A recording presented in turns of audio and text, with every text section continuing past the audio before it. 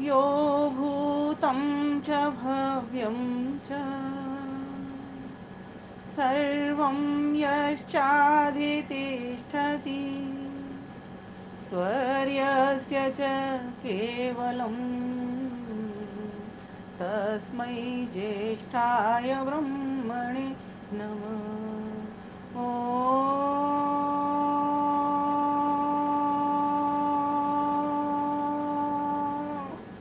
नमस्ते अस्तु आयते नमोऽस्तु परायते नमस्ते प्राण तिष्ठत आसीनायोतते नमः। आसीनायोतते नमः। आर्य समाज अमर कॉलोनी से चल रहा बहुत ही सुंदर दिव्य भव्य और सभ्य सत्संग, जिसकी कुशल मंच संचालिका हमारी आदरणीय बड़ी बहन बहुत ही सुंदर संचालन जो कर रही हैं सुनीता रसोत्रा जी, एवं आदरणीय बड़ी बहन पूजा सलूजा जी, एवं समस्त आर्य समाज अमर कॉलोनी की बहनों के साथ में जितनी भी बहनें और भाई लोग भी मुझे लगता है जुड़े होंगे, सभी को मैं अपना हार्दिक नमन वंदन करती हूँ। बहुत ही सुंदर भजन चल रहे थे, वास्तव में एक से बढ़कर एक, जिनको कहा जाए तो अतिशयोक्ति नहीं होगी।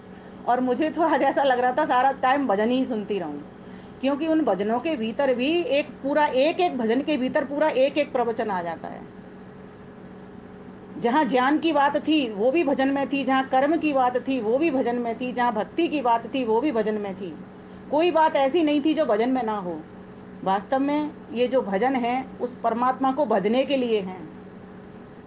ये जो भजन है ये परमात्मा को भजने के लिए हैं। आज मुझे विषय नहीं मिला है, मेरे ऊपर छोड़ दिया गया है, तो चलिए मैं ले लेती हूँ कि ये हम अभी तक बहुत सारा ज्ञान ले रहे हैं, लेकिन ऐसे ज्ञान का क्या लाभ जब हमारे जीवन में वो नहीं उतरता। तो आज मैं यजुर्वेद का प्रथम मंत्र ही बोल देती हूँ। इसकी कल मैंने अपने मंदिर में व्याख्या भी की थी, इसी को ले लेती हूँ। तो आइए मेरे साथ सभी बोलते हैं, जिनको याद है वो मन मन में बोलेंगे। ॐ ईशेतोर्जे त्वावायवस्थदेवो वः सविता प्रार्पयतु श्रेष्ठतमाय कर्मण आप्यायध्वमग्न्याय इन्द्राय भागम् प्रजावतीरनमीवा अयक्षमा मावस्तेन ईशत माघशंसो ध्रुवा अस्मिन् गोपतौ स्यात् बहिः वीर्यजमानस्य पशून् पाहि स्वाहा। मंत्र बहुत बड़ा है, बहुत लंबा है, लेकिन उसमें इतना जबरदस्त तारतम्य संगतिकरण है, समझने योग्य है। परमपिता परमेश्वर ने अपनी वेद वाणी के भीतर, जहाँ उनके 4 वेद हैं, उनके भीतर त्रय विद्या को डाला हुआ है। क्या क्या त्रय विद्या? शुद्ध ज्ञान, शुद्ध कर्म और शुद्ध उपासना। आज व्यक्ति इस सोशल मीडिया के माध्यम से बहुत ज्ञान ले रहा है, और ऐसा नहीं है जहाँ पर वैदिक प्रवचन चल रहे हैं, वैदिक सत्संग चल रहे हैं, वहां पर तो वो शुद्ध ज्ञान ले रहा है और शुद्ध ज्ञान हो रहा है। हम सुन रहे हैं कि शब्द प्रमाण के द्वारा तो हो ही रहा है, उपदेशों के द्वारा तो हो ही रहा है, क्योंकि शब्द प्रमाण वो कहा जाता है जो कि आप पुस्तकों से लेते हो, गुरुजनों से लेते हो, विद्वानों से लेते हो, तो वो ज्ञान आपको हो ही रहा है।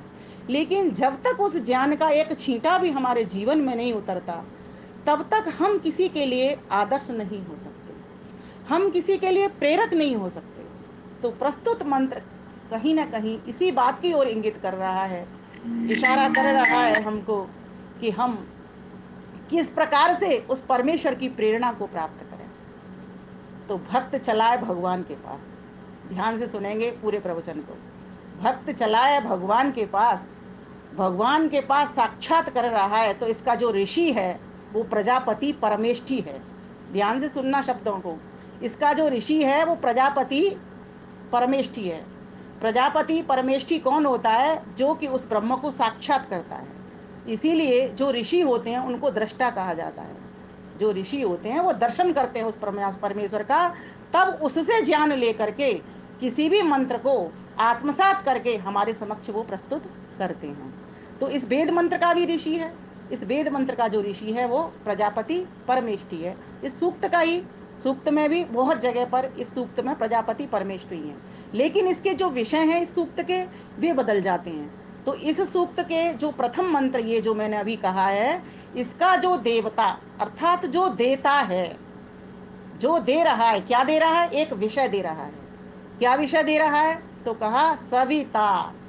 किसी भी मंत्र की व्याख्या को खोलने से पहले उसका विषय समझना बहुत आवश्यक है। सविता के बहुत सारे अर्थ होते हैं। सविता वही सर्वस्य प्रसविता, सविता वह है जो सारे संसार का को रचने वाला है, अर्थात उत्पन्न करने वाला है, सृजन करने वाला है। और दूसरा अर्थ, सविता वह है जो प्रेरणा शक्ति देने वाला है, प्रेरणा शक्ति भरने वाला है, अर्थात हम सभी का प्रेरक है। तीसरा अर्थ, सविता वह होता है जो सारे संसार को स्वयं प्रकाशित होते हुए भी प्रकाशित करता है। तो इसके भीतर जो विषय है वो सविता चलेगा, प्रेरणा का विषय चलेगा, और इसका जो छंद है वह स्वराट बृहदी छंद है।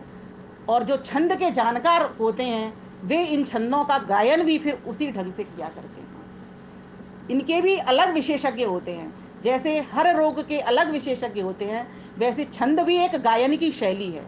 जैसे पंक्ति छंद 5 पदों वाली होती है, जगती छंद इस प्रकार से, किसी में 48 अक्षर होते हैं, जैसे गायत्री 24 अक्षर की होती है। इस प्रकार से जो छंद के जानकार होते हैं वो उसी लय में इनको मंत्रों को गाया करते हैं। आगे चलते हैं। इसका जो स्वर है वो मध्यम है और ऋषभ है। इसमें 2 प्रकार के स्वरों से इस मंत्र का गायन किया जा सकता है। मध्यम स्वर किसको कहते हैं, जैसे सा रे ग म से मध्यम। तो जो चौथा स्वर जो आता है, सप्त स्वर होते हैं, सा रे ग म प धा नी, ये 7 स्वर होते हैं। इनमें से जो मध्यम स्वर है वो चौथा स्वर है, और जो ऋषभ है वो दूसरा स्वर है, सा रे। तो ये रे जो आया वो ऋषभ स्वर है। तो जो इनके छंदों के और स्वरों के जानकार होते हैं उनको ठीक ठीक पता होता है कि किस शैली में इस मंत्र का गायन करना है। अब आगे चलते हैं। ये जो मंत्र है ये मंत्र हमको प्रेरणा कर रहा है। तो भक्त चला है भगवान के पास, भगवान के चरणों में बैठ गया। और कैसे बैठ गया, क्या कहता है भगवान से, कितनी सुंदर प्रार्थना करता है, ऐसी कृपा करो भगवान, हरदम रहे तुम्हारा ध्यान, ऐसा दे दो दृढ़ विश्वास, हरदम समझे आपको पास। कैसी प्रार्थना कर रहा है, प्रभु तू मेरा हर वक्त मेरे ध्यान में बना रहे। तो भगवान ने कहा कि ठीक है, मैं तो तेरे ध्यान में बना रहूंगा, मैं तो चाहता ही हूँ, मैं तो तुझसे कभी दूर हुआ नहीं हूँ, क्योंकि मैं तो सर्वत्र जहाँ जहाँ भी मेरी प्रजा है, जड़ है, चेतन है, मैं तो सभी के अंग संग रहता हूँ। हालांकि मैं असंग बन करके रहता हूँ, मैं चिपकता किसी से नहीं हूँ, आसक्ति मुझे किसी से नहीं होती जैसी तुमको होती है, लेकिन मैं तुम्हारे संग ही हूँ। तुम ऐसा मुझे ध्यान करो और ऐसा मेरे लिए ध्याओ। तो भक्त प्रार्थना कर रहा है कि प्रभु मैं आपके चरणों में बैठ गया हूँ प्रेरणा प्राप्त करने के लिए, मुझे प्रेरित कीजिए। क्या प्रेरित कीजिए, मेरे भीतर मेरी जो शक्ति है जो आपने मेरे भीतर भरी है, इस शक्ति को दुगनी कर दीजिए, इस शक्ति का वर्धन कर दीजिए, मेरे उत्साह को दूना कर दीजिए, चौगुना कर दीजिए, मेरा उत्साह मर नहीं पाए। और वास्तव में जब किसी व्यक्ति का उत्साह मर जाता है तो मरे हुए के समान है। कोई व्यक्ति कोई काम करता है तो कैसे करता है, उत्साह के साथ में करता है। जब उसके पास उत्साह नहीं है, उमंग नहीं है, तो वो समझो मरे हुए के ही समान है। और जो जीवात्मा है वो कैसी है, वो तो है ही क्रियाशील, क्योंकि बिना किसी कर्म किए वो रह ही नहीं सकती। व्यक्ति लेटा हुआ भी होता है तो भी वो चिंतन करने का, विचार करने का, सोचने का वो कर्म कर रहा होता है। और जब वो बैठा हुआ भी होता है तब भी हाथ हिलाएगा, कुछ नहीं करेगा, उस पर कुछ भी सामने काम करने को नहीं है। हाथ हिलाएगा, पैर हिलाएगा, गर्दन हिलाएगा, कुछ ना कुछ वो करेगा, अवश्य चिंतन करेगा, क्रिया में ढलेगा, कुछ ना कुछ करेगा। इसी से पता चलता है कि यहाँ पर जीवात्मा है। अन्यथा तो जो जड़ चीजें हैं वो तो हिलती नहीं, डुलती नहीं, देखती नहीं, सुनती नहीं, सूंघती नहीं, कुछ भी व्यवहार क्रिया व्यवहार वहां पर नहीं होता। तो भक्त भगवान के पास आकर के प्रेरणा करने के लिए कह रहा है, प्रभु आप सविता हो और मैं भी चाहता हूं कि मेरे भीतर भी ये आपकी जो सवित्र शक्ति है वो आ जावे। अब देखिए, भक्त और भगवान के बीच की एक कड़ी बनती है। वो कड़ी का जो माध्यम होता है, मीडिएटर होता है, जो मिलाने वाला होता है, वो गुरु होता है। और या फिर उसकी पुस्तकें होती हैं, या फिर उसका स्वाध्याय होता है, या फिर उसका सत्संग होता है। तो ये जो सत्संग आपका हो रहा है ये मीडिएटर है। उस भगवान से मिलाने के लिए ही आपने ये सत्संग रचा हुआ है कि हम उसके परमानंद को प्राप्त करें। क्योंकि संसार के भोगों को तो हमने इतना भोग लिया, भोगते भोगते हमने इतने परेशान हो गए कि पता चला कि हमें भोग ही भोग गए। भोगा न भुक्ता वयमेव भुक्ता, कालो न यातो वयमेव याता, तृष्णा न जीर्णा वयमेव जीर्णा, तपो न तप्तम वयमेव तप्ता। ये जो भोग हैं हमें भोगते ही चले जा रहे हैं, भोगते ही चले जा गए, हमें पता नहीं चल रहा हम कब 80 के हो गए, कभी 60 के हो गए, कब 70 के हो गए, हमें कुछ भी अपनी आयु का पता नहीं चलता। इसको काल भी खाया चले जा रहा है। ओम ओम, काल भी इसको खाए हुए चला जा रहा है। तो भक्त कह रहा है प्रभु मुझे प्रेरणा करिए। और पहला ही शब्द कितना सुंदर, ओम। बहुत कम मंत्रों में ओम शब्द आता है, लेकिन हम हर मंत्र को ओम से प्रारंभ करते हैं। तो इस मंत्र के भीतर तो स्वयं ही ओम आया है, ओम ईशे तुर्जे। हे प्रभु आप ओम हो, सर्व रक्षक हो, किस प्रकार से हमारी रक्षा कर रहे हो। तो इस ओम शब्द के भीतर भी 9 अर्थ खुलते हैं। कितने अर्थ खुलते हैं इसके भीतर? 9 अर्थ खुलते हैं। किसी का फोन आया जा रहा है, बीच में डिस्टर्ब कर रहा है। ये 9 अर्थ खुलते हैं इसमें। अकार उकार मकार, अ ओ मिलकर के ओ हो जाता है। उसके बाद में 3 की प्लुत संख्या लगी हुई है। वो क्या बताती है कि इस ओ को 3 लय में बोलो, 3 ताल में बोलो। ओ, आ और ऊ जब मिल जाते हैं तो ओ बन जाता है, और ओ बन करके ये 3 ताल में बोला जाता है। इसलिए जो लोग गलती करते हैं वो इसका सुधार कर लें कि ओ के बाद में 3 की संख्या लिखनी है हिंदी की, ना कि ओ लिख करके फिर ओ लगाना। इस बात को मैं आपके मंच पर कह रही हूँ इसीलिए कि ध्यान दें, आगे से कभी भी लेखनी में अपनी में ओ ओ म मत डालना, ओ डालना, 3 की संख्या लिखना, फिर म लिखना, उस पर हलंत लगा देना। ये जब जाकर के शुद्ध ओम हो जाएगा, जो वेद के भीतर आया है। तो ये जो ओम शब्द आया ये वेद के भीतर आया है, प्रथम मंत्र में यजुर्वेद के में, याद करके रखिए। ये ओम कह रहा है कि अकार, अकार से वो प्रभु कैसा है, अग्नि बन करके हमारी रक्षा कर रहा है।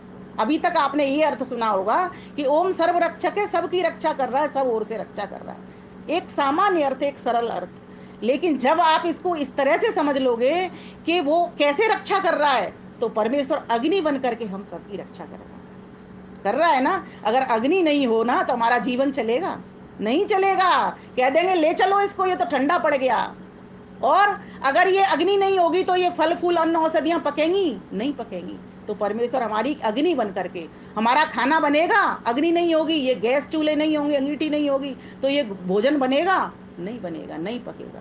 तो परमेश्वर हमारी कैसे रक्षा कर रहा है, ओम बन करके, अर्थात उसमें से अग्नि एक घटक, परमेश्वर का एक नाम अग्नि है। अग्नि अग्रणी भवती, आज मैंने इसको सुबह के मंत्र में भी बहुत अच्छे से खोला हुआ है कि जो पथ प्रदर्शक होता है, जो सबसे मुख्य है, जो सबसे प्रमुख है, जो सबसे आगे है, उससे आगे कोई नहीं, उससे ऊपर कोई नहीं, आगे से मतलब उसी की मुख्यता है, वही एकमात्र हम जीवों का लक्ष्य प्राप्त करने का। तो ऐसा वो अग्रणी ज्ञानवान सर्वज्ञ परमेश्वर है, जो कि तत्र निरतिशयम सर्वज्ञ बीजम, जो सारे संसार का बीज है, और ऐसा बीज है जिसमें वृद्धि और ह्रास नहीं होता। तो भक्त भगवान से कह रहा है प्रभु आप ओम हो, अग्नि हो, और अग्नि के साथ साथ आप विराट हो। यो विविधम चराचरम जगतम राजयति, आप सारे संसार में आप विराजमान हो, विद्यमान हो। किस प्रकार से? अपने प्रकाश के द्वारा, अपने ज्ञान के द्वारा। ये भौतिक प्रकाश भी उसी परमेश्वर का है, और ये जो आध्यात्मिक ज्ञान है वह भी उसी परमेश्वर का है। तो प्रभु हमें ज्ञान देकर के हमारी रक्षा कर रहा है, अग्नि बनकर के रक्षा कर रहा है, वहीं हमको प्रकाश दे करके, भौतिक प्रकाश दे करके भी वो रक्षा कर रहा है, हर प्रकार से हमारी रक्षा कर रहा है। इसीलिए जब हम ओम बोलते हैं तो उसको सर्वरक्षक कह देते हैं। आगे बढ़ जाते हैं। अग्नि, विराट और विश्व और उस परमेश्वर का एक नाम विश्व भी है। ये सिर्फ मात्र एक आकार के भीतर आ जाता है। अभी तो मैं एक अक्षर, अक्षर अर्थात जिसका क्षर नहीं होता, जिसका कभी विनाश नहीं होता, वो परमेश्वर भी एक अक्षर है। कहते हैं ना, अक्षर ओम अनादि अपार, जगत पिता सबके करता। वो परमेश्वर कैसा है? वह भी अक्षर है, तो अ खोला हुआ है। फिर दूसरा कहा ऊ, अ के भीतर अग्नि आ गया, विराट आ गया, और विश्व जिसके भीतर सारे भूत रहते हैं, अर्थात सभी प्राणी रहते हैं, और जो सबके भीतर रहता है। इस कारण से उस परमेश्वर का नाम विश्व भी है। अब आते हैं उकार, अकार के बाद में उकार। कैसे वो सर्वरक्षक है? तो कहा गया हिरण्य गर्भ, हम सभी प्रजाएं जड़ हो या चेतन हो उसके गर्भ के भीतर पड़े हुए हैं। नाना प्रकार के हीरे रत्न मोती सूरज चंद्रमा सब उसके गर्भ के भीतर पड़े हुए हैं। इसलिए हम मंत्र बोलते हैं ना, हिरण्य गर्भ समवर्तताग्रे भूत से जाता पते एक आसीत। एक ही पति था, है और आगे भी रहेगा। आसीत से तीनों कालों का बोध समझ लेना चाहिए हमको। तो ऐसा वो हिरण्यगर्भ जो सबको अपने गर्भ के भीतर बनाता है। हम जब अमैथुनी सृष्टि परमेश्वर ने बनाई ना, तो अपने गर्भ के भीतर ही बनाई उसने, पृथ्वी के भीतर ही बनाई। 25 वर्ष के युवा तैयार कर दिए थे उसने। सोचो, ऐसे युवा बना बना करके, बलिष्ठ सुंदर बना बना करके उसने इस धरती फाड़ करके निकाले थे। तो कितनी बड़ी कृपा की, किसके लिए? हम जीवों के, हम जीवात्माओं के सुख के लिए, हित के लिए, आनंद के लिए परमेश्वर ने ये काम किया। तो वो हमारी रक्षा इस तरह से भी कर रहा है, हिरण्य गर्भ बन करके भी कर रहा है। अब उकार के भीतर वायु, वायु बन करके भी वो रक्षा कर रहा है। वायु कैसी होती है? बहती है, गतिशीलता उसके भीतर होती है। हमारे जो शरीर में अगर गति ना हो, प्राण अपान ना हो, वायु का ही, जहां ब्रह्मांड में वायु है वहीं हमारे पिंड में प्राण और अपान है। 5 प्राण और 5 हमारे उपप्राण हैं। बहुत लंबी व्याख्या चली जाएगी, मैं समेटने का प्रयास करती हूँ, क्योंकि 30 मिनट के भीतर बहुत सारी बातें मुझे कहनी होती हैं। तो मैं संक्षिप्त कहूंगी, फिर कभी एक ही चीज को ही खोलती रहूंगी आपके समक्ष। तो प्राण अपान के रूप में गति मिल रही है। जब हमारे श्वास नहीं चलेंगे, श्वास प्रश्वास नहीं होंगे, तो हमारा जीवन नहीं होगा। तो परमेश्वर हमारी कैसे रक्षा कर रहा है? हमें प्राण अपान देकर के हमारी रक्षा कर रहा है। हमारे भीतर श्वास प्रश्वास चला करके हमारे जीवन की रक्षा कर रहा है। इसीलिए जब हम ओम बोलते हैं तो उसको सर्वरक्षक प्रभु कह देते हैं। हिरण्यगर्भ वायु, और फिर आगे आता है तेजस, जो तेज स्वरूप पदार्थों का उत्पत्ति करता है। तेज स्वरूप पदार्थ कौन से हैं? सूरज है, चांद है, इन सबको बनाने वाला वही है ना। और तेज स्वरूप कौन है? और अपनी विद्या को, विद्या का प्रकाश करने वाला भी वही है।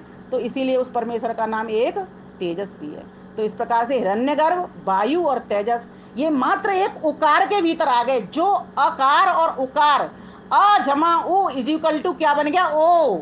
सिर्फ एक ओ के भीतर आ गया अभी तो ये। अब जो जिसके पीछे 3 की संख्या लगी है उसको कहते हैं प्लुत स्वर। उसी को हम ताल में बोलते हैं ओ। ये मंत्र का पार्ट है, इसीलिए मैं इसको खोल रही हूं दोबारा से। फिर आ गया म। अब म में पूरा म बोलेंगे तो आ की साउंड आती है, लेकिन जब ओ के साथ जिसको बोलेंगे तो म आधा आएगा। ओम। मुख बंद हो जाता है। परमेश्वर सृष्टि को खोलता है जब आ बोला, ओ बोला तो ओ चलाता है, बंद कर दिया मुख, बंद कर देता है।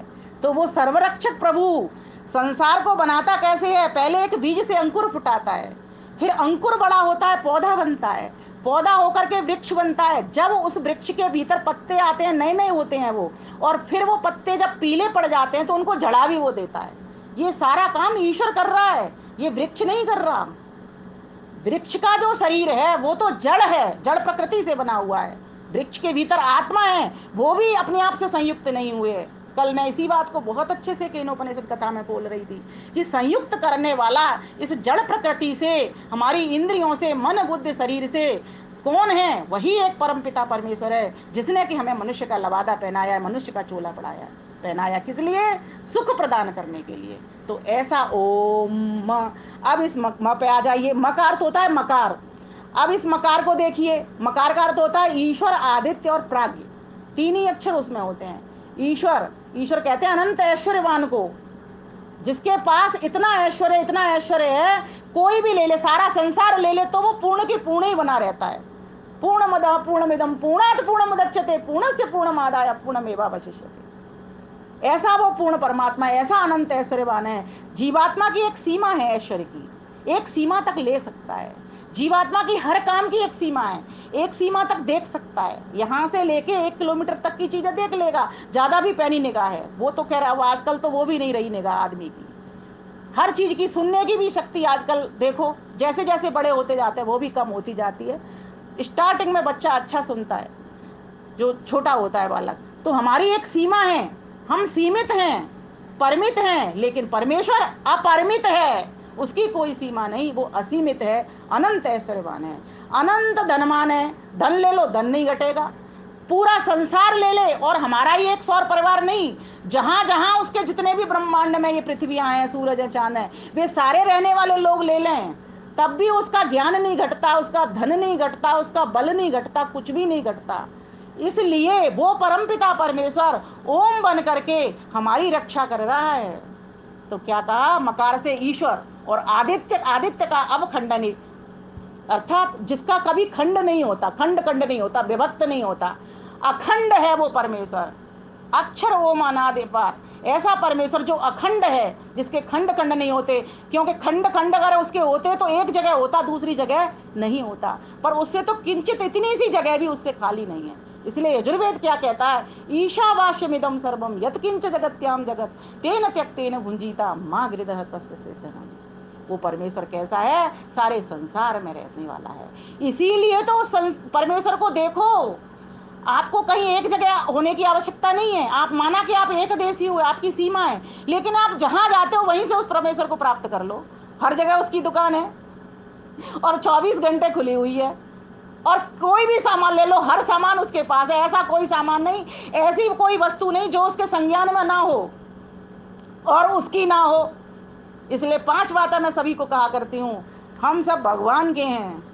हम जो भी काम करते हैं भगवान की दी हुई शक्ति से करते हैं। हम जो भी काम करते हैं भगवान के दिए हुए धन से काम करते हैं। हम जो भी काम करते हैं भगवान के दिए हुए ज्ञान से काम करते हैं। हम जो भी काम करते हैं भगवान के दिए हुए आशीर्वाद से काम करते हैं। हम जो भी काम करते हैं भगवान की असीम कृपा के कारण हम काम करते हैं। ये जो आप सत्संग कर रहे हो ना, ये भी भगवान की कृपा से कर रहे हो, भगवान की कृपा से कर रहे हो। आज ईश्वर की जितने लोग भी जहां जहां सत्संग करते हैं, ईश्वर की कृपा के कारण ही वो सत्संग कर पाते हैं। तो जो म अक्षर है ना, वो क्या सिखा रहा है, ईश्वर अनंत ऐश्वर्यवान होकर के आपको ऐश्वर्य से भर करके आपकी रक्षा कर रहा है।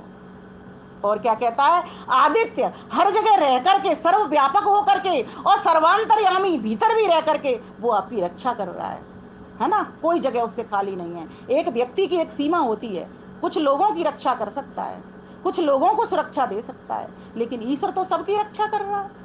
फिर प्राज्ञ, वो ईश्वर प्राज्ञ भी है, प्रकृष्ट रूप से ज्ञानी है, हर वस्तु उसके संज्ञान में है। वो भूतकाल में भी था, वर्तमान काल में भी है और भविष्य काल में भी वो रहेगा। इसीलिए उस ईश्वर को जान करके ईश्वर की वाणी का वेद पाठ करने का आज हमने प्रयास किया है। अब ये तो खोला मैंने बहुत ही छोटा कर करके ओम का अर्थ। अब आगे बढ़ते हैं। इशे, इशे कहते हैं, देखो आपने इश शब्द को जब संध्या करते हो तो 6 मंत्र आते हैं, वहां पर आप ईशवः ईशवः बोलते हो। कब, जैसे बोल के देखिए, प्राचीदिगग्निरधिपतिरसितो रक्षितादित्या ईशवः, बोलते हो ना। तो उस संध्या के भीतर 3 बातें आती हैं, जैसे एक रक्षक आता है, एक अधिपति आता है, एक प्रेरक आता है। तो इशे का अर्थ होता है प्रेरक। अब हमने जो विषय लिया है वो प्रेरणा का विषय लिया है, तो इसीलिए इसकी संगतिकरण देखिए। इशे, हे प्रभु आप तो हमारे प्रेरक हो, प्रेरणा स्रोत हो, हमको भी प्रेरणा करिए। ये भक्त भगवान से कह रहा है। त्वा, मैं आपके चरणों में उपस्थित हो गया हूँ प्रभु, मुझे प्रेरणा करिए, मुझे शक्ति दिए, मुझे उत्साह करिए मेरे भीतर। 3 चीजें एक साथ हैं और 2 बार त्वा आ रहा है इसमें। इसे तोड़जे त्वा वायवस्थ, हे प्रभु मेरे भीतर ऐसी कृपा मुझको करिए, ऐसी मुझको प्रेरणा करिए कि मैं भी वायु की भांति गतिशीलता में रहना सीख जाऊं। जो व्यक्ति निष्क्रिय होता है ना, उसका कोई जीवन जीवन नहीं है। मैंने आपको पहले ही बताया था कैसा जीवन जीवन माना जाता है, जो क्रिया में रत रहता है। आत्मा का होने का, अस्तित्व का पता तो तभी चलता है जब वो क्रिया में ढल रहा है। जहाँ क्रिया नहीं है वो तो मृत है। अमृत कब है व्यक्ति? जब वो कुछ क्रिया करता है, कुछ पाने के लिए आगे बढ़ता है। तो कहा मंत्र के भीतर, वायवस्थ, हे जीवो तुम गतिशील हो। अब परमात्मा भक्त भगवान को प्रेरणा कर रहे हैं। क्या प्रेरणा कर रहे हैं? हे जीवो तुम गतिशील हो, तुम्हारे पास शक्ति है मुझको प्राप्त करने को, की मेरी प्रेरणा को सुनने की। इसलिए मैं तुमसे कहते हूँ कि तुम एक बार एकाग्र चित्त होकर के मेरी प्रेरणा को सुनो। अब क्या प्रेरणा प्रभु कर रहे हैं? बोले अकर्मण्यता तुमको छू भी नहीं गई है। अर्थात तुम कैसे सोचते हो कि मैं कर्म नहीं करूंगा, मैं सुबह जल्दी नहीं उठूंगा, मैं भोजन नहीं बना सकता, मैं कपड़े नहीं धो सकता, मैं यहां से उठ के चल के जा भी नहीं सकता। तुम ऐसा कैसे कह सकते हो? तुम एक शक्तिशाली आत्मा हो। माना कि तुम्हारी शक्ति अल्प है, माना कि तुम्हारा ज्ञान अल्प है, लेकिन मैंने तुमको वो पावर दी है जिसके कारण तुम मुझ तक पहुंच सकते हो। वो पावर क्या है? वो मैंने तुझको दो मन और बुद्धि जो दो साधन दिए हैं, वो किसी के पास ऐसे नहीं है जो मनुष्य को मिले हुए हैं। तो इस मन और बुद्धि के सहारे से तुम मुझको प्राप्त कर सकते हो। लेकिन कब? जब तुम क्रियाशील रहोगे। काम करेंगे, काम करेंगे, जग में ऊंचा नाम करेंगे, सुबह करेंगे, शाम करेंगे, काम करेंगे, काम करेंगे। रुकने वाला पानी सड़ता, रुकने वाला पहिया अड़ता, रुकने वाली कलम न लिखती, रुकने वाली घड़ी न चलती। हम रुकने की रीत न सीखें, हम झुकने की प्रीत न सीखें। काम करेंगे, काम करेंगे, सुबह करेंगे, शाम करेंगे, सुबह करेंगे, शाम करेंगे। और गीता ने भी इसको क्या कहा? न जातु तिष्ठतु कर्मकृत। कोई भी व्यक्ति है जो कर्म किए बगैर रह नहीं सकता। फिर तू कैसे निरुत्साहित हो रहा है? उद्यमेनि ही सिद्ध्यंति कार्याणि न मनोरथी। जो व्यक्ति उद्यम करता है, पुरुषार्थ करता है, उसी को सभी सफलताएं प्राप्त होती हैं। न कर्म, दर्शन क्या कहता है? न्याय दर्शन में आता है ये सूत्र, दूसरे अध्याय में। न कर्म करती साधन वैगुण्यात।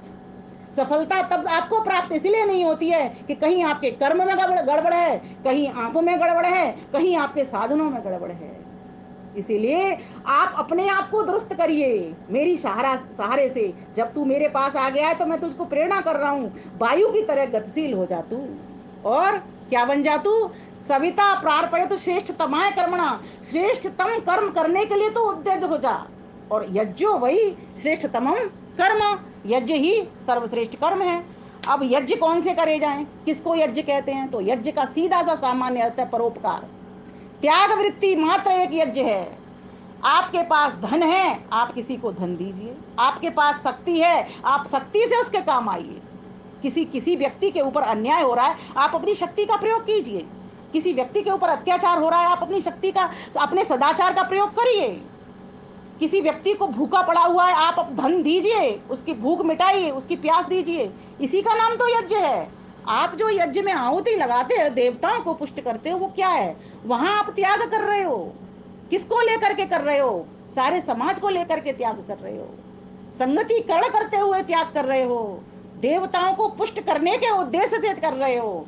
ईश्वर को प्राप्त करने के लक्ष्य से देवताओं को पुष्ट कर रहे हो। किस लिए कर रहे हो? वहां भी आपका परोपकार हो रहा है। देव पूजा, संगति करना और दान, तीनों काम एक साथ वहां पर हो रहे होते हैं। तो कहा कि तू श्रेष्ठ कर्मों में उद्यत हो जा। और इसके लिए महर्षि दयानंद सरस्वती ने हमको पंच महायज्ञ की पालना करा दी, सिखा दी। और वो हम सभी जानते हैं। ब्रह्म यज्ञ सुबह उठ करके करें, देव यज्ञ फिर बाद में कर लें, अतिथि यज्ञ, पितृ यज्ञ आपके साथ ही साथ है। कोई आ रहा है घर में, अच्छा व्यक्ति, विद्वान व्यक्ति, शिष्ट व्यक्ति, उससे उपदेश ले, उसकी सेवा शुश्रूषा करें। माता पिता है, उनकी आज्ञा माने, उनकी सेवा करें, उनकी बात को सुनने वाले बैठे, कम से कम उनके पास बैठने वाले बने। आज बुजुर्गों के पास कोई बैठने वाला नहीं दिखेगा आपको। वैसे ही बच्चे तो उनके विदेश चले गए, वो खुद अकेले रह गए। काम वालियां भी उनकी बात नहीं सुनती, काम वालियों की भी बात उनको सुननी पड़ती है। आज ये हालत घर घर की हो रही है। कहाँ जा रहे हैं हम? कितना क्रिया में ढल रहे हैं जो ईश्वर उपदेश कर रहा है, जो ईश्वर प्रेरणा कर रहा है। तो कह रहा है कि हे मेरे बालक, तू अपनी शक्ति को पहचान। तेरे पास मैंने अनंत क्षमताएं दी हुई हैं। तू वायु की तरह बह। तू अपनी बह तो बहुत दुनिया रही है, चल रही है अनवरत, लेकिन उनका उद्देश्य क्या है? तेरा पथ मैंने प्रशस्त कर दिया है। क्या क्या प्रशस्त है कि यज्ञ कर्म कर, श्रेष्ठतम कर्म कर, तभी तू प्रारपय तो मुझको प्राप्त कर सकता है, अन्यथा मुझको प्राप्त नहीं करेगा। कोई भी व्यक्ति जब तक परोपकारी नहीं होगा, निष्कामी नहीं होगा, तब तक ईश्वर तक पहुंच ही नहीं सकता। दो ही तो साधन है, एक तो निष्काम कर्म, कुरुवन्ने वे कर्माणि जिजीवेसे च तम समा, एवं तो नाने थे तोस्ति ते कर्म लिप्यते नरे। और दूसरा कर्म क्या है? दूसरा कर्म उपासना है। व्यक्ति निष्काम कर्म करे एक तरफ, तो निष्काम कर्म कब बन जाता है वो? जब आप उपकार की भावना से किसी काम को करते हो। आप दान दे रहे हो, किसी को धन दे रहे हो, खाना खिला रहे हो, आप इसलिए खिला रहे हो कि भगवान के बंदे हैं, भगवान की दी हुई सामग्री है, इसीलिए मैं इनको खिला रहा हूं। इसलिए नहीं आप उनको दान करो। आप ये सोच करके कभी भी उनको मत दो कि मैं दे रहा हूं, मेरे पास बहुत धन है इसलिए मैं दे रहा हूं, उसकी भूख मिटा रहा हूं। उस पर तरस कभी भी मत खाओ। आप होते कौन हो तरस खाने वाले? मैं होती कौन हूं तरस खाने वाली? एक राजा भी उसी से मांगता है, एक भिखारी भी उसी से मांगता है। ये कहानी भी आपने सुनी हुई है, फिर प्रवचन बड़ा हो जाएगा। और 30 मिनट आपके हो चुके हैं, अभी मैं तो यहाँ पर पहुंच ही नहीं पाई हूँ। तो क्या करूँ, इसको यहीं छोड़ दूँ या पूरा कर देती हूँ जल्दी जल्दी, और जल्दी करती हूँ। तो आप्याय ध्वमग्न्या। और एक और मेरी इच्छा है कि अगर हमारी माताएं बहनें बड़ी समझदार हैं, वो चाहती हैं समझना सीखना, तो जरूरी नहीं होता कि हर किसी का भजन भी आज ही हो जाए। हो सकता है एक दो बहनें रह जाएं तो अगले किस्त में ले लेंगी, जब मैं नहीं आऊंगी ना तब आप उनके भजन करवा लेंगी, ठीक है? तो अगर मैं इस व्याख्या को अच्छे से कर दूंगी तो सभी को अच्छे से पकड़ आ जाएगी, है ना? तो कोई बात नहीं, वो तो मेरी बड़ी बहन है, मैं अगली बार नहीं आऊंगी, वो अगली बार होंगी आपके मंच पे, ठीक है? तो कोई दिक्कत नहीं है उसकी, वो तो चाहती, वो खुद भी चाहती हैं कि अच्छे से व्याख्या आए सामने। तो फिर क्या कहा, तीसरी बात कही, आप्याय ध्वम। अब ईश्वर प्रेरणा कर रहे हैं उस भक्त को, क्या कह रहे हैं कि तुम प्रतिदिन एक बार बढ़ो तो सही, एक पग आगे बढ़ाओ तो सही, मैं तो तुमको पोंछा पकड़ करके आगे उठा लूंगा। व्यक्ति क्या करता है, डरता है, उसको ऐसी ऐसी शक्ति पैदा नहीं कर पाता कि मैं इस काम को कर लूंगा। जब व्यक्ति को ये आ जाएगी कि मेरे साथ तो प्रभु हैं, मेरे साथ तो परमात्मा है, और मैं करूंगा तो, और अच्छा करने का उसका उद्देश्य है, ऐसा उसने शिव संकल्प लिया हुआ है। सपोज करो मैंने एक संकल्प लिया कि मैं 4 लोगों को लेकर के समाज में जाऊंगी, ठीक है? या आपने एक संकल्प लिया, तो जब आपने संकल्प लिया और आप पैर बढ़ाओ मत आगे को, किसी को आप फोन करो मत, किसी को साथ ले जाने के लिए तैयार हो मत, ठीक है? तो फिर प्रभु आपकी सहायता कैसे करेंगे? प्रभु तो सहायता तब करेंगे ना जब आपकी प्रार्थना के साथ में आपका पुरुषार्थ भी होगा। आप कांटेक्ट रख करके कनेक्टिविटी भी उनसे बनाएंगे, और उनको पड़ोसियों को बोल करके भी जाओगे, और जहां जहां आप जा रहे हो वहां पर यज्ञ की बात भी करोगे कि इस प्रकार से हम यज्ञ करते हैं, उससे कितना लाभ मिलता है, कितने रोग मिट जाते हैं। थोड़ी जब जानकारी होती है तो जानकारी को परोसना भी तो चाहिए। तो यही मंत्र कह रहा है, तुमने शुद्ध ज्ञान ले लिया ऋग्वेद का, लेकिन यजुर्वेद जो गति में चलना सिखा रहा है, यजु का तो अर्थ ही गति होता है, जो कर्म में चलना सिखा रहा है, जो तुमको क्रियाशीलता में बढ़ने के लिए बात कर रहा है, तुम उसकी ओर बढ़ो ना। तो तुम प्रतिदिन थोड़ा थोड़ा बढ़ो, अपना आत्मनिरीक्षण करो, देखो अपने आप को कि आज मैंने कितने अच्छे कर्म किए, कितने अच्छे कर्म किए, उनको संचित करिए, मेमोरी में डालिए। कितने आपसे बुरे कर्म हो गए उनको मेमोरी से डिलीट करिए।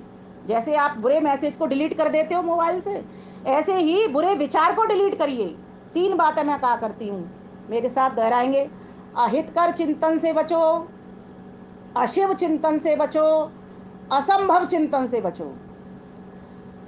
कोई भी मन के भीतर बुरा विचार आए फौरन काट दो। अरे प्रभु मेरे भीतर कैसे बुरा विचार कैसे आ गया? नहीं नहीं नहीं नहीं नहीं नहीं नहीं, सीधा काटो, सीधा डिलीट करो। जैसे हम हमारे पास फॉरवर्डेड मैसेज आते हैं, सीधा डिलीट कर देते हैं। मेमोरी आपको फुल नहीं करनी है। मेमोरी किन से फुल करनी है? जो फुल है उससे फुल करनी है, जो फुल है, जो पूर्ण है, उससे आपको अपनी मेमोरी फुल करनी है, तो आपको सर्वत्र आनंद ही आनंद रहेगा। चौथी बात कही, अग्न्या। अग्न्या, अ जमा हन जमा य, असे नहीं, हसे हिंसा, य करने योग्य, अर्थात जो हिंसा नहीं करने योग्य हैं, ऐसों की रक्षा करना। अब चूंकि हम आध्यात्म पर एक अर्थ कर रहे हैं, क्योंकि वेद मंत्रों के भौतिक अर्थ भी होते हैं, आध्यात्मिक अर्थ भी होते हैं, तो यहां पर क्या करेंगे, किसकी हिंसा नहीं करनी है? तो कहा किसी भी प्राणी मात्र की हिंसा नहीं करनी, और अपनी स्वयं भी हिंसा नहीं करनी। व्यक्ति अपनी स्वयं की हिंसा कैसे करता है, देखो बताती हूँ। जब व्यक्ति बहुत सारा अपने भीतर कामना इकट्ठी कर ले, समझ लेना अब उसकी हिंसा होनी प्रारंभ होगी, मरना प्रारंभ हो गया। जिसकी इच्छाएं शांत हैं वही शांत है, वही शांत स्वरूप के पास है। जिसकी इच्छाएं बढ़ी हुई हैं वो समझो अपनी हानि कर रहा है, क्योंकि इन इच्छाओं को तो हमने बढ़ा बढ़ा करके देख लिया, तृप्ति इनसे हो नहीं रही है। तो इच्छा हो तो किसकी इच्छा हो? अब इच्छा तो जीव करेगा, क्योंकि आत्मा का ये स्वभाव है, पहला ही गुण आत्मा का इच्छा है, और प्रयत्न भी उसी का गुण है आत्मा का, तो इच्छा तो करेगा, लेकिन किसकी इच्छा करेगा? उस ईश्वर को प्राप्त करने की।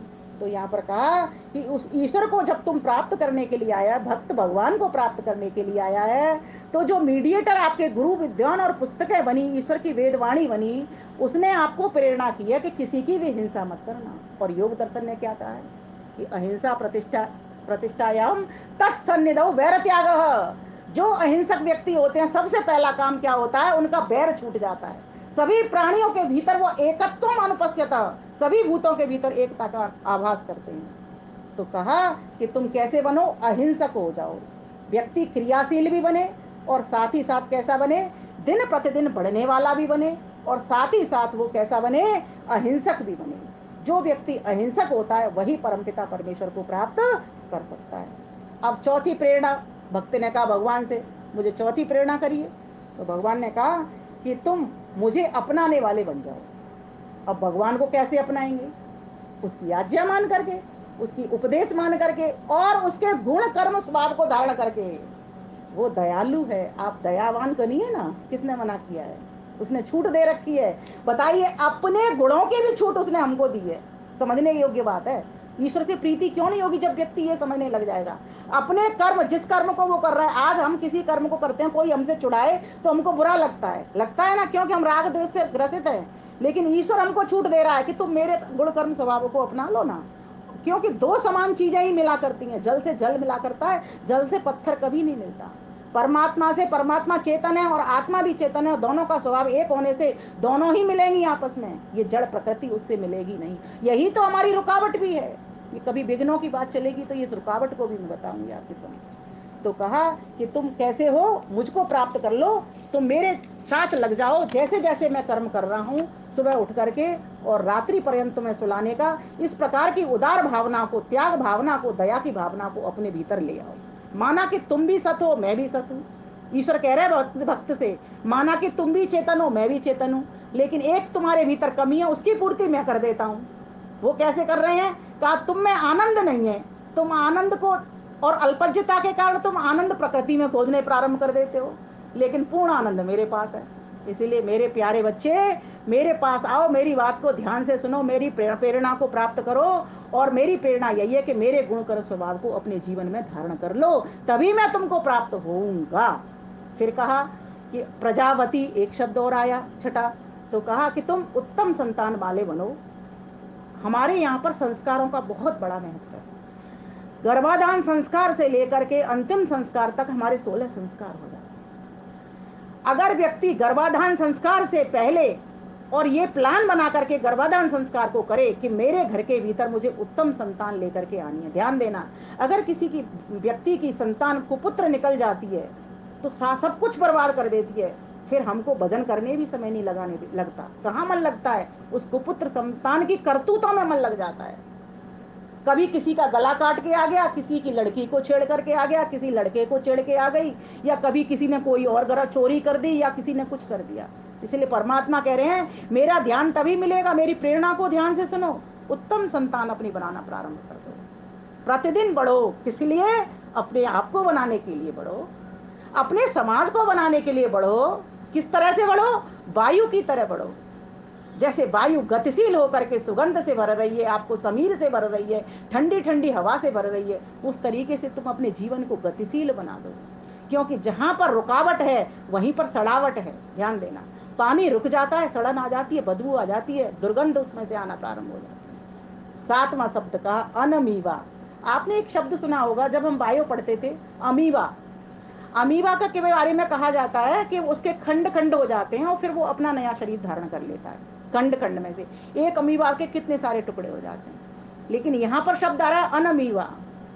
यहां पर कहा गया कि तुम आत्मा हो, तुम्हारे भी कोई खंड खंड नहीं होते इस, लेकिन तुम्हारे शरीर में विकृति विकार और व्याधियां आ जाएंगी। इसीलिए आप इनसे बच के रहना। वो भोजन अन्न पान करना जिनसे तुम्हारा शरीर चले, ये गाड़ी चले तुम्हारी। क्योंकि गाड़ी जब तक ठीक नहीं होगी तब तक तुम इसमें सुरक्षित रह नहीं सकते और मुझ तक पहुंच नहीं सकते। ये जो मनुष्य की गाड़ी मिली है हमको, उस ईश्वर को प्राप्त करने के लिए ही मिली है। इसलिए कहा गया कि तुम कैसे बनो, अनमीबा। और जो प्रभु का भक्त होता है, प्रभु को प्राप्त करना चाहता है, उसकी प्रेरणा को सुनता रहता है, भीतर की आवाज को सुनता रहता है, आकाशवाणी अर्थात जो हृदय आकाश है उसकी वाणी को सुनता रहता है, ऐसा भक्त प्रभु का, भले ही रोग बाहर से भी अगर उसको लग जाएंगे ना, तो भीतर से वो स्वस्थ, स्वस्थ मीन्स स्व में स्थित, अपने आप में स्थित, अपने परमात्मा में, अपने प्रभु में स्थित रहता है। कितनी भी बीमारी लगेंगे वो समझ लेता है ये शरीर का धर्म है, मेरा धर्म नहीं। वो भक्त उसका भगवान का हमेशा स्वस्थ ही बना रहता है। आगे अयक्षमा, माइक बंद करेंगे। अयक्षमा, अयक्षमा का अर्थ होता है, देखो, तपेदिक रोग। अयक्षमा का अर्थ होता है, माइक बंद करेंगे आयोजक इनका। हाँ, तो तुम्हें जो अयक्षमा रोग है, नो यक्षमा रोग जो राज रोग हैं, तपेदिक आदि हैं, टीबी आदि है, कैंसर आदि हैं, ये रोग तुमको नहीं घेर लें। ये रोग अगर तुमको घेर लें, जैसे कीड़ा घुन कर देता है ना, इस तरह तुम्हारे शरीर को खा जाएंगे, 2-4 साल में तुम खत्म हो जाओगे, तुम्हारी गाड़ी बेकार हो जाएगी। इसलिए पूरा पूरा ध्यान रखना। जो भगवान का भक्त होता है अपने खान पीन का पूरा पूरा ध्यान रखता है, उल्टा सीधा भोजन नहीं करता, सड़े गड़े तेल की बनी हुई चीजें नहीं खाता, शुद्ध सामान खाता है। शुद्ध ज्ञान के लिए शुद्ध आहार बहुत जरूरी है, क्योंकि शुद्ध आहार होता है तो शुद्ध मन तभी बनता है, और शुद्ध मन के भीतर ही आप उस ईश्वर का चिंतन कर सकते हो। क्योंकि मन बुद्धि हमारे साधन है निर्णय लेने का और चिंतन करने के, ये मैं आपको पहले ही बता चुकी हूँ। तो कहा तुमको ये रोग ना घेर लें, इसलिए मेरे प्यारे भक्ते मेरी इस प्रेरणा को सुन, अपने शरीर का पूरा पूरा ध्यान रखना, अपनी गाड़ी का पूरा पूरा, जैसे किसी गंतव्य पर जाने के लिए अपनी गाड़ी की रोज सफाई करते हैं और फिर रोज उसमें अच्छा वाला पेट्रोल डालते हैं, मोबिल ऑयल अच्छा वाला डालते हैं, इसी प्रकार से शरीर की गाड़ी में भी तू अच्छा वाला पेट्रोल डालना, अच्छी वाला मोबिल ऑयल डालना, तब जाकर के तू अपनी रक्षा कर पाएगा। परमात्मा प्रेरणा ही कर सकते हैं हमको भीतर बैठ करके, और पुरुषार्थ करने के लिए उसने हमें इंद्रियां दे दी। तो अब आप बताइए, व्यक्ति ऐसा परेशान हो जाता है, पुरुषार्थ कर नहीं रहा है, प्रभु को दोष लगाने पर लगा रहता है। तो मंत्र क्या कह रहा है, अगला शब्द, मावस्ते न ईशत। तुम्हारा आलस्य, तुम्हारी अकर्मण्यता, तुम्हारा अपुरुषार्थ अर्थात तुम्हारी जो नाकामी है, ये तुम्हारे ऊपर शासन ना कर ले, तुम इनके ऊपर शासन कर लो। तो कैसे बन जाओ, गोपति। अब गौ के बहुत अर्थ होते हैं, गौ का अर्थ किरण भी होता है, गौ का अर्थ इंद्री भी होता है, गौ पशु पक्षियों को भी, पशुओं को भी कहते हैं, जैसे गाय पशु है इसको भी कहते हैं। तो यहाँ पर जो अर्थ लेंगे वो गौ लेंगे इंद्रियों से। तो ये इंद्रियां तुम्हारे ऊपर शासन ना कर लें, तुम तो इंद्र हो। तुम कौन हो, बोलो अहम इंद्रो अस्मि, मैं इंद्र हूं। और इस इंद्र के बहुत सारे नाम होते हैं, अहम, क्रतु भी इसका नाम है एक, है ना। और इस प्रकार से इंद्र भी एक नाम है, इसको आत्मा तो कहते ही हैं। वसु भी एक इसका नाम है, क्योंकि ये भी, ये जो अपना आत्मा है इसके ऊपर भी शरीर बसा हुआ है। तो इस प्रकार से इसके बहुत सारे नाम हैं। अब यहाँ पर जो शब्द आया महावस्तेन ईशता, ये जो इंद्रियां हैं तुम्हारा ईश ना बन जाए, तुम इंद्रियों के ऊपर राज्य करो, अर्थात तुम इंद्रिय जित बन जाओ। आज व्यक्ति पर कमी क्या है, कमी यही रह जाती है कि वो इंद्रियों की पकड़ में आ जाता है। रसना का मन चलता है, रसगुल्ला खा लूं, रसगुल्ला खाने चल देता है। और एक नहीं दो नहीं, जब बफे पार्टी होती है उसको ऐसे लगता है सारे बफे का माल मेरे लिए ही बना हुआ है। इतनी छीना झपटी बड़ी बड़ी पार्टियों में मैं लोगों को करते देख रही होती हूँ, हम समझदार लोगों को ही मैं करते हुए देख रही होती हूँ, बताइए। तो ये क्रिया में, क्रिया योग कहते किसी को है, तप स्वाध्याय ईश्वर प्रधानी क्रिया योग, यही तो क्रिया योग है। आपके जीवन में ये तपस्या आनी चाहिए, पहले आप पीछे मैं। अभी क्या हो रहा है, पहले मैं पीछे आप, इस प्रकार से धक्का देते रहते हैं। भगवान का भक्त यही कह रहा है, प्रभु मुझे प्रेरणा कीजिए, मैं आपसे बस मिलना चाहता हूँ, जितनी भी रुकावटें हैं, विघ्न हैं, बाधाएं, उनको मुझसे हटवा दीजिए। तो ये मैं जो आपको बता रही हूँ ना, ये ही हमारी रुकावटें हैं। हम क्रियाशील नहीं हो रहे, गतिशील नहीं हो रहे, आलस्य में पड़े हुए हैं, उद्यम करते नहीं हैं, पुरुषार्थ हमारा जीरो है, बस शुद्ध ज्ञान लिए जा रहे हैं, वेद का ज्ञान लिए जा रहे हैं। कहा वेद का ज्ञान तब तक सफलीभूत नहीं है, तब तक आप उसको क्रिया में नहीं ढालोगे। तो आगे 2 शब्द और बचे हैं, बस कह करके मैं बात अपनी विराम दूंगी। माघ अघशंस, अघशंस पाप को अच्छी प्रकार से चित्रित करने वाला कोई भी व्यक्ति आपके विचारों के ऊपर हावी ना हो जाए। आपके विचारों को कोई मारने वाला व्यक्ति जो पापी है, पापात्मा है, वो हावी ना हो जाए। अर्थात पुण्यात्मा की संगति करना प्रारंभ कर दो, धर्मात्माओं की संगति प्रारंभ कर दो। धर्मात्माओं के संग से ही तुम्हारा कल्याण संभव है। तो हम सभी यहाँ आर्य समाज के नर नारी हैं, सभी वैदिक सत्संग भी करते हैं, वैदिक लोगों का ही संग करते हैं, ब्रह्मनिष्ठ लोगों का ही संग करते हैं। लेकिन उस संग का अगर हमारे जीवन में कोई प्रभाव नहीं आ रहा तो अपने आप को निरीक्षण परीक्षण करने का ये विषय बन जाता है कि हम अपने आप को देखें कि कल से हमारा आज सुधार हुआ है कि नहीं। इसलिए तो वेद ने कहा प्रतिदिन बढ़ो आप्यायध्वम, प्रतिदिन बढ़ो, थोड़ा थोड़ा बढ़ो। और फिर जब तुम थोड़ा सा इतने आगे आओगे ना, 3 पग भी अगर आपने रख लिए ना, मैं आपको पूरे पोंचे से उठा लूंगा। जब छोटा सा बालक होता है ना, उसको माँ कहती है बेटा आ आ आ, किसी चीज को लंगवाना होता है, आ आ, 2 पग 2 लंगता है, माँ को विश्वास होता जाता है मेरा बच्चा मेरी ओर आ रहा है। तीसरा पग जब बोल आगे को करता है, माता फौरन उसको गोद में उठा लेती है, लंगवा देती है।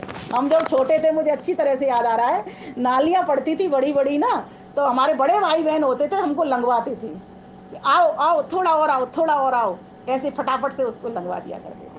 तो ये जो पथ प्रदर्शक हमको वेदवाणी मिली है, गुरुजन मिले हैं, वैदिक जन मिले हैं, इनसे हमको ज्ञान लेना चाहिए। उस प्रभु की प्रेरणा हमारे लिए इस मंत्र में यही है। फिर कहा ध्रुवास्मिन गोपतौ स्यात्, तुम ध्रुव होकर के रहना।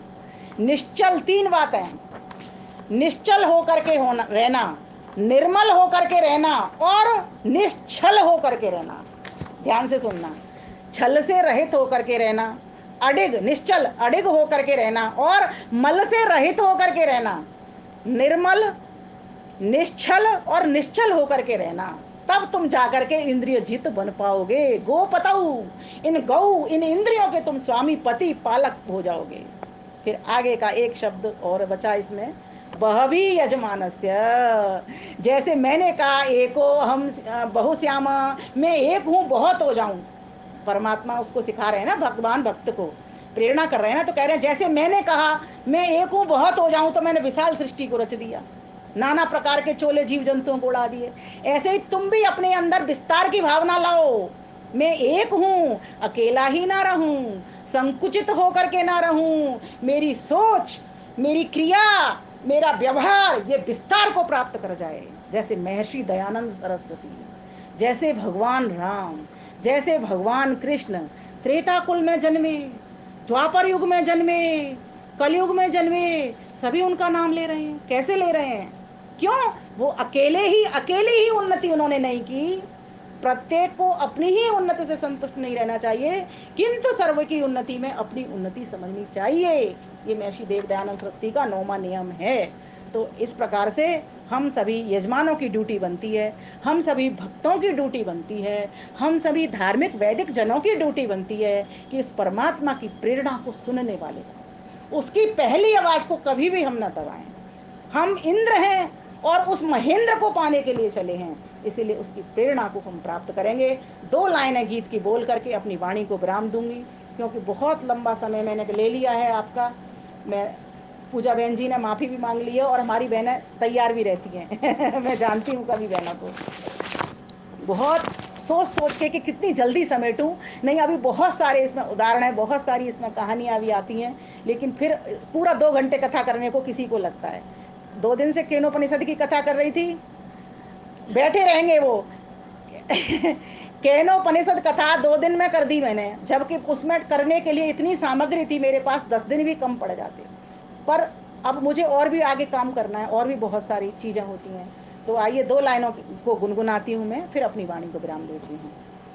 ऐसी कृपा करो भगवान, ऐसी कृपा करो भगवान, हरदम रहे तुम्हारा ध्यान, ऐसा दे दो दृढ़ विश्वास, ऐसा दे दो दृढ़ विश्वास, हरदम समझे आपको पास, अंत संतम न जाती, अंत संतम न पश्यति। मजे की बात तो ये है, वो परमेश्वर अंत संतम हमारे पास है, भक्तों के पास है, लेकिन ये भक्त है बावला, ऐसा हुआ जा रहा है, इसको पास की चीज नजर नहीं आती, जैसे आंखों को अपना काजल नजर नहीं आता। ऐसा दे दो दृढ़ विश्वास, हरदम समझे आपको पास, करें तुम्हारा ही गुणगान, ऐसी कृपा करो भगवान, ऐसी दया करो भगवान, सुख में तुमको भूल न जाए, दुख आने पर ना घबराए। निश्चल अड़िग होकर के अपना कर्म करना है।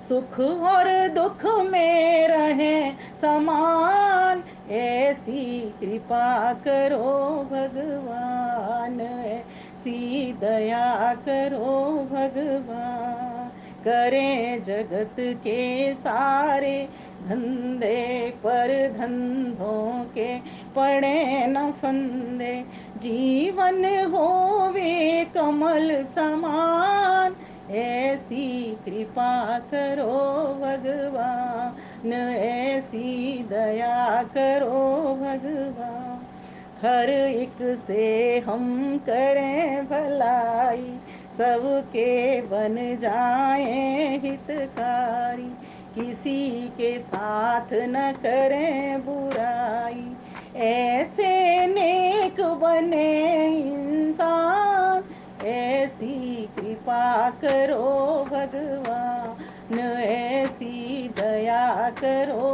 भगवान, ऐसी कृपा करो भगवान, गुण अपनाए अवगुण छोड़, झूठ कपट छल से मुख मोड़े, यही सबसे अधिक बड़ा व्यवधान है। नम्र बने तज कर अभिमान, ऐसी कृपा करो भगवान, ऐसा दे दो दृढ़ विश्वास, हरदम समझे आपको पास, करे तेरा ही सब गुणगान, ऐसी दया करो भगवान, हे जगदीश्वर अंतर्यामी, मिलकर हम सेवक तुम स्वामी, मांग रहे तुमसे वरदान, ऐसी कृपा करो भगवान, ऐसी कृपा करो भगवान, ऐसा दे दो दृढ़ विश्वास, हरदम समझे आपको पास, करें तुम्हारा ही गुणगान, ऐसी दया करो भगवान, ऐसी कृपा करो भगवान, हरदम रखे तुम्हारा ध्यान, हर करें तुम्हारा ध्यान, हरदम करें मिलके गुणगान। परमपिता परमेश्वर जो भगवान हैं, हमारे भग से भरने वाले हैं, हम भक्तों के ऊपर दया करें, कृपा करें। हम सभी भक्तजन उसकी प्रेरणा को सुन करके अपने जीवन को इस क्रिया युग में ढालें, तभी हमारा इस नर्तन में आना साफल्य है। इस जन्म में जान लिया, यह चेत अवेदित सत्यम अस्ति, अगर इस जन्म में जान लिया तो ठीक, ना यह चेत अवेदित महती विनष्टि, अगर इस जन्म में हम नहीं जान पाए तो पशु का मिलेगा, पक्षी का मिलेगा, किसका मिलेगा, तो महान हानि हमारी हो जाएगी। इसीलिए जो ज्ञानी लोग होते हैं, भूतेषु भूतेषु विचित्य धीरा, विचार करके प्रत्येक कर्म को करते हैं, प्रत्येक वस्तु में उस ईश्वर का अनुभव करते हैं। तस्मात् प्रेत्य, और छोड़ करके इस संसार को अमृता भवंती, तस्मात् लोकात् अमृता भवंती, और अमृत लोक को वो प्राप्त कर जाते हैं। उसी तरह से हम भी योगी बने, सहयोगी बने, उपयोगी बने, उद्योगी बने, निरोगी बने, इस प्रकार से बन करके क्रियाशीलता अपने जीवन में धारण करके उस प्रभु की आज्ञा और उपदेश को मानते हुए अपने जीवन का भी कल्याण करें, और सभी के जीवन का कल्याण करने के लिए त्याग वृत्ति को अपनाते हुए उस परम पिता परमेश्वर के अमृत पुत्र बन जाएं, उसके परमानंद को प्राप्त कर लें। आप सभी का बहुत बहुत धन्यवाद करती हूँ इतने धैर्य और शांति के साथ श्रवण करने के लिए। धन्यवाद, नमस्ते।